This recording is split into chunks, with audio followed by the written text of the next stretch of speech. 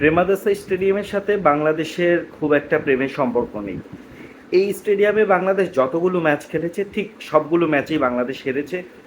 আজ আরেকবার প্রেমাদাসা স্টেডিয়ামে খেলতে নেমেছে বাংলাদেশ। এই ম্যাচটায় বাংলাদেশ কেমন করে, নতুন নেতৃত্ব, দলের নতুন প্লেয়ার, অভিজ্ঞ প্লেয়ারদের বিদায় হয়ে গেছে, বাংলাদেশ দলটা আসলে কেমন শুরু করে সেটার অপেক্ষায় ছিল গোটা দেশ।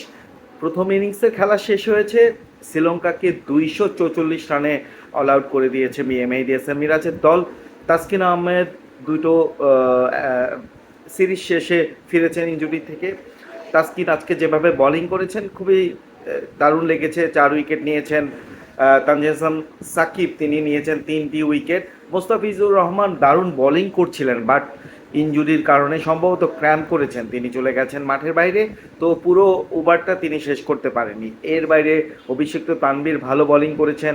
মেহেদী হাসান মিরাজ আজকে ওভারঅল প্রথম ম্যাচ নেতৃত্ব দিতে নেমে দারুণ নেতৃত্ব দিয়েছেন।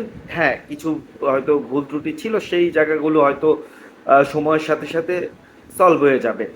আজকে তিনি একটা কঠিন মুহূর্তে নাজমুল হোসেন শান্তকে বোলিংয়ে এনেছেন এবং তিনি সফল হয়েছেন। নাজমুল একটু খরচে ছিলেন, শেষের দিকে একটু খরচ করেছেন, কিন্তু তারপরেও নাজমুলকে আনা এবং ব্রেক থ্রোটা পাওয়া এবং মোস্তাফিজের বদলে নাজমুলকে ব্যবহার করা, সেটা কিন্তু খুবই দক্ষতার পরিচয় দিয়েছে।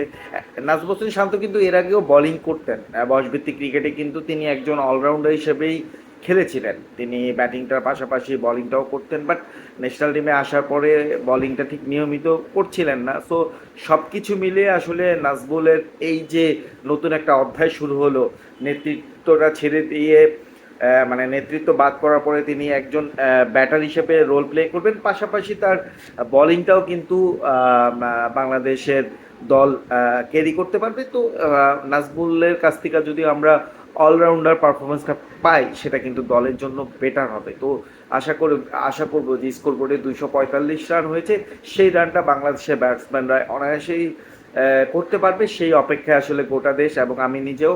তো পুরো ফোকাসটা এখন আসলে ব্যাটসম্যানের দিকে। অভিষিক্ত নাজমুল হোসেন পারভেজ হোসেন ইমন তিনি কেমন করেন সেই অপেক্ষা আছি। লিটন দাস ব্যাট প্যাচের মধ্য দিয়ে ছিলেন, তিনি চ্যাম্পিয়ন্স ট্রফিতে বাদ পড়েছিলেন, তিনি আবার ফিরেছেন। তো লিটন দাসের দিকে নজর থাকবে, তিনি আসলে কতটা ভালো করেন।